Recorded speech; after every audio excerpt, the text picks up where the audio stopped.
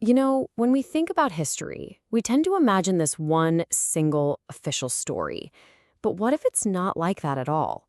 What if it's actually more like a puzzle, built from pieces that look completely different? Today, we're diving into two very different versions of the same war. One soldier's personal gritty memory and the government's cold official paper trail. And this right here gets to the absolute heart of it. On the left, you've got the pure chaos of the War of 1812, all mud and smoke in action.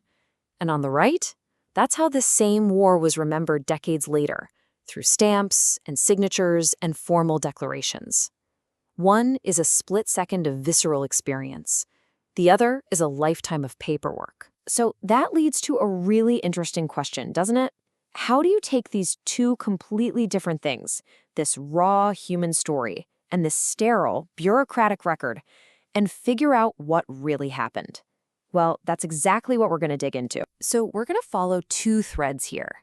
The first is a narrative from a soldier who was right there, in the thick of it all, that was only recently discovered.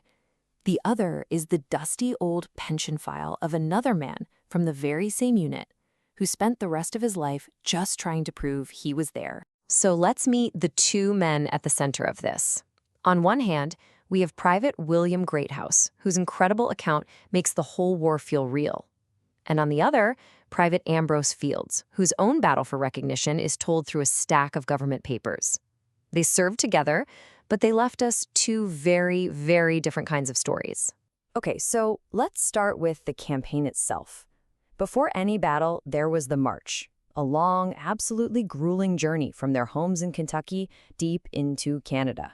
This is where the story for both of our soldiers really begins. And listen to this in his own words. This is from William Greathouse. Just listen to that language. Exterminating the savage foe, woeful depredations. You can hear it, right? This isn't some guy just fulfilling a duty. This is a man on a mission, filled with this burning sense of purpose and what he saw as justice. This is the emotion that sends a person to war. And just look at this map. It really gives you a sense of the incredible scale of their journey. These guys marched from Kentucky all the way up through Ohio and then crossed into Canada. We're talking hundreds of miles, all on foot, through swamps and forests, way before they even got a glimpse of the enemy. And boom, here's our first concrete link between the two stories. While Greathouse is writing about his experience, the official records prove his comrade was there. This piece of paper shows Ambrose Fields enlisting in the exact same company just 4 days before Greathouse. The paper trail has begun. Greathouse's story, man, it just paints this brutal picture of the march. He talks about getting so sick at one point that he could barely even walk. His buddies actually tried to get him to stay behind, but he flat out refused. He said he was very willing to stay there in the midst of the enemies of my country. Now, that kind of raw determination, that's something you're just never going to find on a government muster roll. So this whole grueling march, it was all building towards one single chaotic climax, the Battle of the Thames, a fight that was short, messy, and incredibly decisive. And let's be clear, this was a huge deal. The Battle of the Thames effectively smashed the alliance between the British and their Native American allies, who were led by the legendary Shawnee chief Tecumseh. This victory changed everything in the region. It was a real turning point, and it was won because of a brilliant and honestly a super risky move. The American general William Henry Harrison saw the British were all stretched out in a thin line. Now, the book says you fight infantry with your own infantry, but Harrison, he did something nobody expected. He told his mounted riflemen, think of them as cavalry with long guns, to just charge, full speed, straight at the British line. And you can just see the result here. It was chaos. That charge of mounted Kentuckians just completely tore through the British formation. It was pretty much over in minutes. This image perfectly captures that speed and violence that Greathouse would later write about. And Greathouse's account, it puts you right there in the saddle with him. He says the British basically gave up after one volley. Then he turns his attention to the fight against Tecumseh's warriors. And that sound he describes, the loudest yells I ever heard from human beings, that's the sound of an alliance shattering. It's the sound that cemented an American victory. But the story doesn't end when the shooting stops. Not even close. For the soldiers, sure, the war was over. But for the government, the war was now just becoming a matter of paperwork. And for men like Ambrose Fields, a whole new kind of battle was just getting started. So Greathouse tells us they stumbled back home, totally exhausted, completely broke.